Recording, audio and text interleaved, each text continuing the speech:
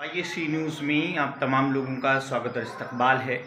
جیسا کہ کل جمعیت علماء ہند نے ایک بہت بڑا کانفرنس کیا جس کو تحفظ آئین تحفظ کانفرنس کا نام دیا گیا۔ اس میں مولانا ارشد مدنی نے جم کر کانگریس اور BJP کو لتاڑا، یعنی دونوں بڑی پارٹیوں کو مسلمانوں کے استحصال کے لیے ذمہ دار ٹھہرایا اور کہا کہ اگر حکومت اسی طریقے سے مسلسل مسلمانوں کا استحصال کرتی رہی تو جنگ آزادی کی وہ پروانے اور وہ جوالے جنہوں نے اس مقصد سے ملک کو آزاد کرایا تھا کہ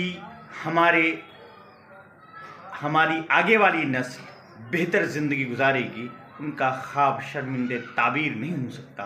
اسی لیے حکومتوں کو آنکھیں کھولنی چاہیے، اور انہوں نے متنبہ کیا کہ اگر حکومتوں نے مزید مسلمانوں کو پریشان کیا تو ہم بڑی تحریک چھیڑنے پر مجبور ہوں گے۔ خود مولانا ارشد مدنی کے بیانات کو سنیے اور خود ہی فیصلہ کیجیے۔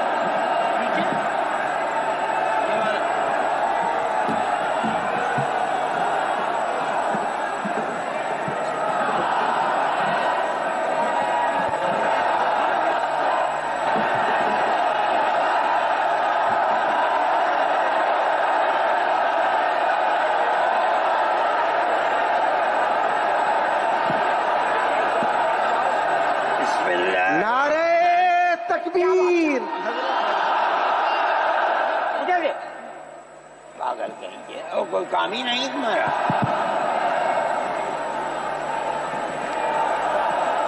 بسم اللہ الرحمن الرحیم۔ الحمد للہ نحمده ونستعینه ونستغفره ونؤمن به ونتوکل علیہ ونعوذ بالله من شرور أنفسنا ومن سيئات أعمالنا، من يهده الله فلا مضل له ومن يضلله فلا هادي له، ونشهد أن لا إله إلا الله وحده لا شريك له، ونشهد أن سيدنا ومولانا محمدا عبده ورسوله۔ اما بعد، مسلم پرسنل لا بورڈ کے صدر محترم نائیڈو صاحب کے نائب صدر اور ہمارے مہدی صاحب، دوسرے حضرات جو یہاں بیٹھے ہوئے ہیں، اور یہ جمع غفیر لاکھوں آدمی جو آئے ہیں جمعیت علماء کی دعوت پر، میں جمعیت علماء کے ان ورکرز اور آئے ہوئے مہمانوں کا دل کی گہرائیوں سے شکریہ ادا کرتا ہوں۔ جن لوگوں نے جمعیت علماء ہند کی دعوت پر اپنے احباب کو جمع کیا اور اپنے خرچ سے جمعیت علماء کا ایک پیسہ کیا پھوکی کوڑی بھی نہیں لگی، آپ ہی لوگ کروڑوں روپیہ خرچ کر کے اپنی بسوں کا خود ہی انتظام کر کے یہاں تشریف لائے دعوت پر اور آ کر بیٹھے، جمعیت علماء ہند کے خدام کے دل میں اس کی بڑی قدر ہے۔ اللہ آپ حضرات کو اس کا بہتر بدلہ عطا فرمائے۔ میرے محترم بزرگوں، آج ہی کا مسئلہ یہ نہیں ہے۔ جمعیت علماء ہند کی ایک تاریخ ہے، اور ایسی تاریخ ہے اپنے اس ملک کے لیے جو کسی دوسری ہندو مسلم پارٹی کے پاس نہیں ہے۔ علماء نے اس ملک کی آزادی کے لیے، اگر آپ ان کی تاریخ کو پڑھیں گے تو آپ کو اندازہ ہوگا کہ ان کی اس ملک کی آزادی کے لیے قربانیاں 150 سالہ قربانیاں ہیں۔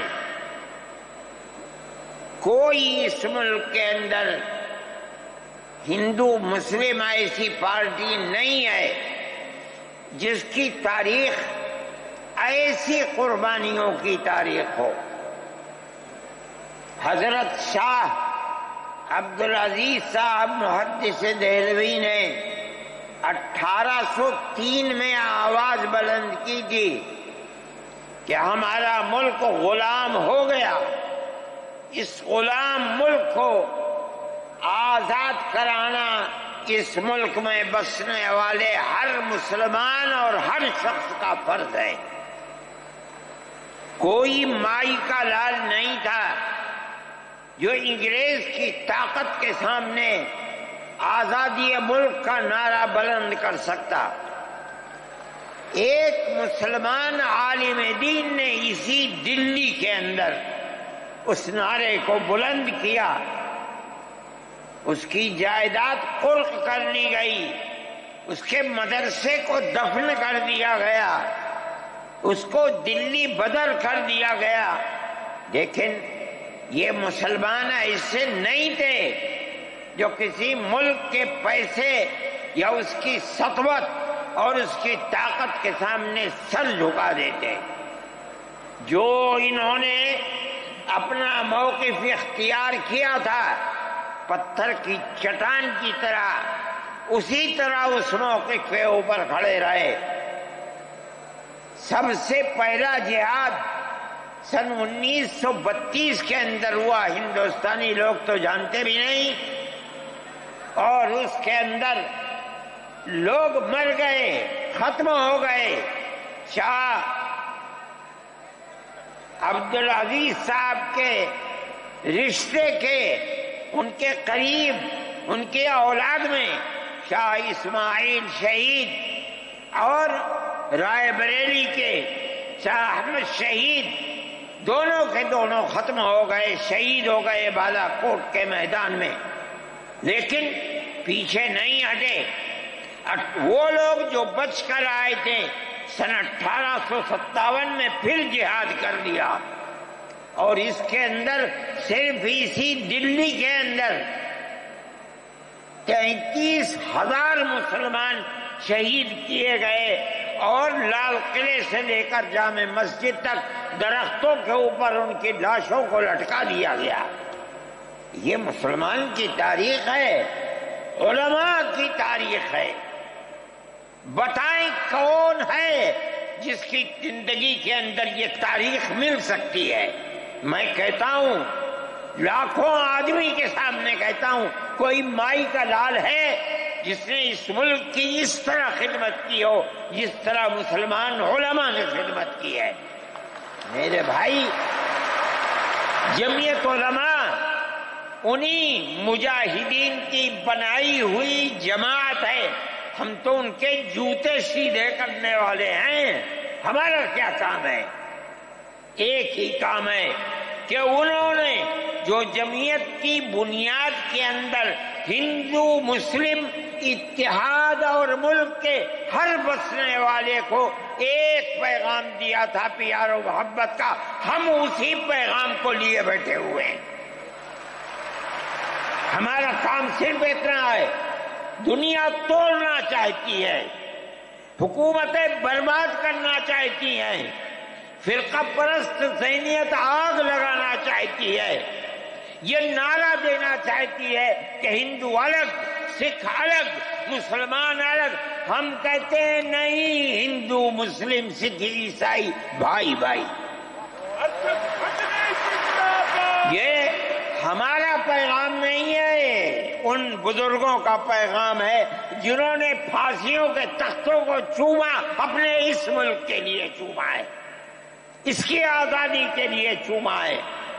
اس ملک کے اندر یگانگت اتحاد جس کو آج آگ لگایا جا رہا ہے، ہمارے بزرگوں نے اسی اتحاد کے لیے اپنی قیمتی جانوں کو قربان کیا ہے، اور ان کا مقصد یہ تھا کہ ملک آزاد ہو جائے، حکومت ایسی بننی چاہیے جو حکومت سیکولر حکومت ہو، کسی کا حق نہ جائے۔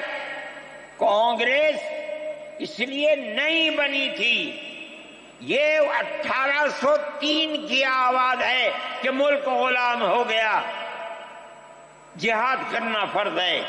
کانگریس کا تو وجود بھی نہیں تھا، کانگریس تو 28 دسمبر 1985 کو بنی ہے، اور اس کا پہلا اجلاس بمبئی کے اندر ہوا ہے۔ آپ لوگ سمجھیں اس کو، کانگریس ملک کو آزاد کرانے کے لیے نہیں بنی تھی، کانگریس کی تجویز موجود ہے۔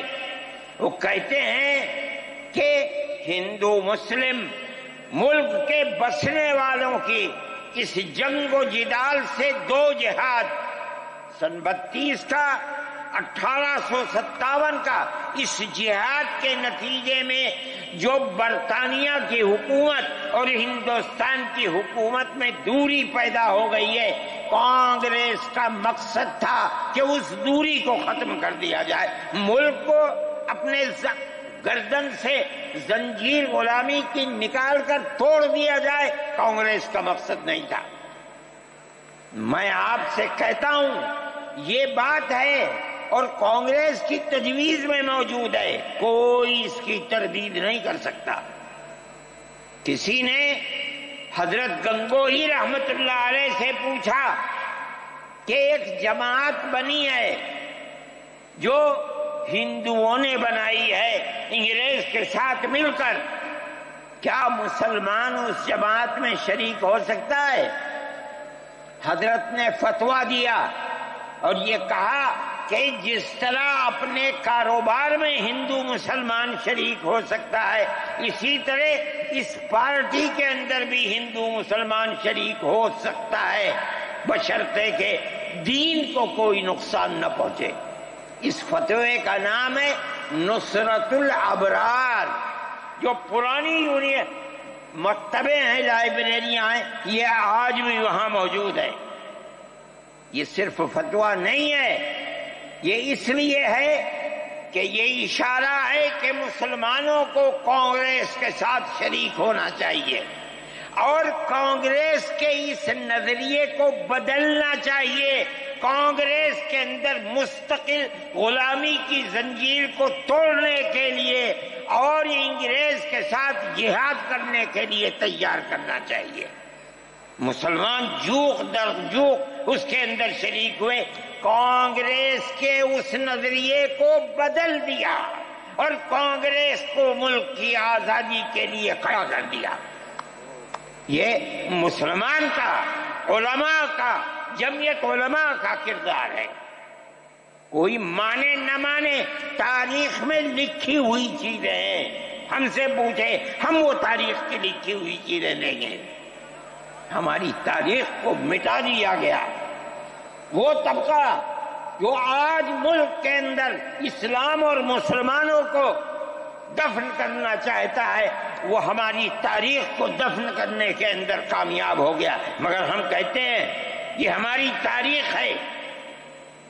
میرے بھائی، ملک اسی طرح چلتا رہا، جیسے جیسے آزادی قریب آتی رہی، جمعیت علماء ہند وہ تنہا ایک جماعت تھی جو برابر موتی لال نہرو، جواہر لال نہرو، گاندھی جی سے یہ بات کہتی رہی کہ ہمیں ضمانت دو، ہم 143 سال ہیں ہماری زندگی، جہاد کی زندگی، ہمیں یہ ضمانت دو کہ ملک آزاد ہوگا تو اس کا کردار سیکولر کردار ہوگا، دستور سیکولر دستور ہوگا، جس کے اندر ہندو، مسلمان، سکھ، پارسی، عیسائی ہر ایک کو اپنے مذہب کے ساتھ جینے کا حق ہوگا اور حکومت کا کوئی مذہب نہیں ہوگا۔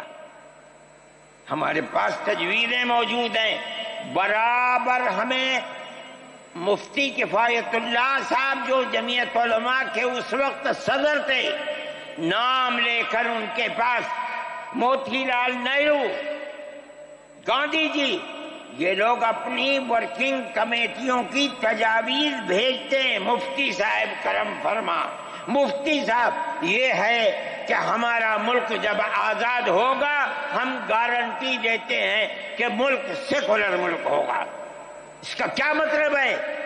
ہمارا کردار، ہمارا مذہب، ہمارا وقت، ہر چیز آزاد رہے گا، مسلمان جس طرح چاہے گا اپنی زندگی گزارے گا، اپنے مذہب کو سینے سے لگا کر زندگی گزارے گا۔ میں یہ بات صرف ہوائی نہیں کہہ رہا ہوں، آپ غور سے اس تحریر کا ایک ایک لفظ سنیں۔ ہری پور ضلع سورت کا اجلاس عام جو 19، 20، 21 فروری 1938 میں، 47 میں ملک آزاد ہوا، یہ اجلاس 1938 میں، اس سے بھی 9 سال پہلے، یعنی آج کے مقابلے میں 80 سال پہلے یہ اجلاس ہوا تھا۔ اس کے اندر تجویز دیکھیے آپ، ورکنگ کمیٹی نے 1937 میں اپنی کلکتے کی میٹنگ میں اقلیتوں کے حقوق پر جو تجویز پاس کی تھی اسے یہ کانگریس منظور کرتی ہے، اس وقت کی بات ہے، اور نئے سرے سے اعلان کرتی ہے کہ ہندوستان کی اقلیتوں کے تمدنی، مذہبی اور لسانی حقوق کی حفاظت کرنا کانگریس کا پہلا فرض اور بنیادی پالیسی ہے، تاکہ حکومت کی کسی بھی ایسی اسکیم میں جس میں کانگریس شریک ہو اقلیتوں کو ترقی اور نشو و نما کا زیادہ سے زیادہ موقع مل سکے۔ آپ الفاظ پر غور کیجئے، اور وہ قوم کی سیاسی، اقتصادی اور کلچرل زندگی میں پورا حصہ لے سکے۔ اس کے بعد اس بنیاد پر مسلمانوں کو مطمئن رہنا چاہیے کہ آزاد ہندوستان کی حکومت میں ان کا مذہبی فرائض، اذان، نماز، جمعہ، عید، روزہ، حج، زکوٰۃ، مذہبی تبلیغ، مساجد، مقابر، قربانی، مذہبی جلوس، مذہبی جلسے وغیرہ جملہ مذہبی رسوم اور مذہبی ادارے محفوظ ہوں گے، اور اسی طرح ان کی تہذیب و تمدن، ان کے تعلیمی ادارے، خانقاہیں، امام باڑے، عیدگاہیں، تکیے، کربلائیں، آثار قدیمہ، اوقاف وغیرہ سب محفوظ ہوں گے، اور اسی طرح ان کی زبان، ان کی شاعری، رسم الخط وغیرہ سب کے سب آزاد اور محفوظ ہوں گے، کسی پر کوئی رکاوٹ اور قید نہ ہوگی۔ جو میں آپ سے کہہ رہا ہوں، آپ دیکھیے यूपी कांग्रेस का शाये करदा election board national Herald press Lucknow 1946 के अंदर शायद 10 फरवरी जो मैंने नकल किया है वो मिटा हुआ था, उसके अंदर ये बुलेटिन शाये हुआ है। मैं कहता हूं कि हिंदुस्तान की जमीयत उलमा के बार बार खचोके लगाने पर वादा करो कि मुल्क सेकुलर मुल्क है, वो वादा करते चलते हैं। मैं आज आपसे पूछता हूं कि इसमें सबसे पहली चीज है कि मुसलमानों का मजहब और मजहबी फराइज महफूज रहेंगे। आज मैं पूछता हूं, मुल्क की आजादी को 70-80 साल हो रहे हैं, बताइए क्या महफूज है मुसलमानों का? आप मजहब महफूज है मुसलमानों का? क्या आपने मुसलमान मजहब का मसला कुरान और हदीस से साबित है? आप जो कुछ कर सकते थे आपने निकाह और तलाक के अंदर कर दिया, मजहब का महफूज है। आपकी हुकूमत उत्तराखंड में है, आप यकसा सिविल कोड यानी कोई ताल्लुक मुसलमान का मजहब से नहीं होगा, गवर्नमेंट जो कायम करेगी उसके ऊपर मुसलमान को चलना होगा। कहां का सेकुलरिज्म है? क्या मुसलमान इस पर इत्मीनान कर सकता है? आपकी जिंदगी और आपकी हुकूमत का बुनियादी नापाक पत्थर यह है कि मुसलमान को अपने मजहब से आप दूर कर दें। क्या आप इसे कबूल करेंगे? ये आज की हुकूमत का ये मसला है। मजहबी फराइज कहां के आप जिंदा रह गए? आज आपने मसला बनाया है कि उत्तराखंड की रियासत और शहरों के अंदर मुसलमान जो 50 साल से आबाद है, आबाद भी नहीं रह सकेगा। ये आपका किरदार है, ये तस्वीर है और नापाक तस्वीर है हम कहते हैं। इस तस्वीर को आप पेश कर रहे हैं, यह तस्वीर सेकुलर दस्तूर की तस्वीर नहीं है। हमारा आज का ये कन्वेंशन सेकुलर दस्तूर की हिफाजत के लिए है। कहां है जी? क्या कर रहे हो? इस मुल्क को, मुल्क में रहने वालों के लिए जहन्नम बना रहे हो। जमीयत उलमा इसको कबूल नहीं करती। हम तो कह रहे हैं इस बात को, किसी की जबान उठती हो या न उठती हो, लेकिन हम कहते हैं कि जो हो रहा है वो मुल्क को आग लगाने के लिए, दस्तूर को आग लगाने के लिए हो रहा है। जमीयत उलमा इसे कबूल नहीं करेगी। अगर जमीयत उलमा ने उस बदतरीन हुकूमत जो ये कहती थी कि हमारी हुकूमत में सूरज नहीं डूबता, जमीयत उलमा ने कभी उसके सामने सर नहीं झुकाया है, उसके बाद हम किसके सामने सर झुकाएंगे? हमारा सर सिर्फ एक अल्लाह के सामने झुकता है और किसी के सामने नहीं झुकता। मेरे भाई, आप एक उसको लेते हैं, मैं कहता हूं ओए तब बैठा, आप क्या कहते हैं? इसके अंदर जहां है वहां इसी तरीके से औकाफ वगैरह सब महफूज होंगे। औकाफ महफूज हैं, यह आपके सामने हजरत मौलाना बैठे हुए हैं, तकरीर की है। औकाफ को हड़पना चाहते हैं।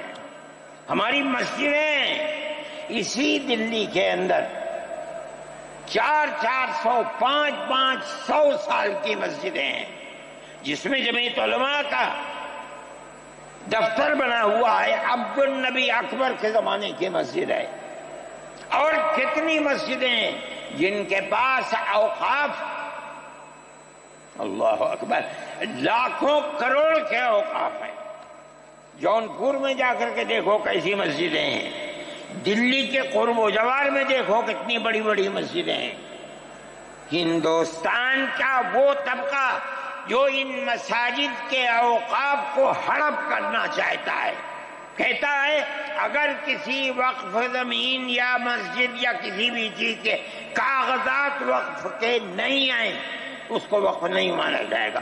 کون 500 سال پرانے کاغذات لا کر کے پیش کر دے گا؟ قانون یہ تھا کہ جو مسجد بنی ہے، جو وقف پر بنتی ہے وہ وقف ہے۔ آپ کو کیا درد ہے کہ آپ اس وقف کو ختم کرتے ہیں؟ اس کا مطلب ہے مسلمانوں کی زمین کو ہڑپ کرنا چاہتے ہو، حرام کھانا چاہتے ہو، اس لیے ان اوقاف کو ہڑپ کرنا چاہتے ہو۔ ہم اس کو قبول نہیں کرتے۔ اوقاف ہمارے آباء و اجداد کے کیے ہوئے ہیں، اوقاف اللہ کی ملکیت میں دیے ہوئے ہیں، مسجدیں بنی ہوئی ہیں، آپ ان کی حفاظت کیجئے، اس لیے کہ ہم اس ملک کے رہنے والے ہیں، ہم باہر سے آئے ہوئے نہیں ہیں۔ اگر ہندو گوجر ہے مسلمان بھی گوجر ہے، اگر ہندو جاٹ ہے مسلمان بھی جاٹ ہے، اگر ہندو راجپوت ہے مسلمان بھی راجپوت ہے۔ جاؤ دیکھو کشمیر کے اندر، اگر ہندو برہمن ہے مسلمان بھی برہمن ہے۔ ہم اسی ملک کے رہنے والے ہیں۔ کسی کو اچھا لگا یہ مذہب وہ اس مذہب میں چلا گیا، کسی کو یہ مذہب اچھا لگا وہ اس مذہب میں چلا گیا۔ کیا مذہب کی بنیاد پر اس ملک کے اندر آپ ہمیں جینے کا حق نہیں دیں گے؟ ہم اپنے جینے کا حق کو لیں گے۔ آپ نے جس سیاست کو اختیار کیا، آپ 2 الیکشن پہلے دیکھیے کس قوت کے ساتھ بی جے پی آئی تھی۔ آپ نے جس پالیسی کو اختیار کیا، سیکولرزم کو آگ لگانی چاہیے، اس کا نتیجہ اس الیکشن میں کیا ہوا؟ بی جے پی ہار گئی۔ میں کہتا ہوں کہ اگر چندرا بابو نائیڈو کی بیساکھی نہ ہوتی اور ادھر نتیش کمار کی بیساکھی نہ ہوتی تو بی جے پی گورنمنٹ نہیں بنا سکتی تھی۔ کیوں ہوا؟ وہ جو 14 سال پہلے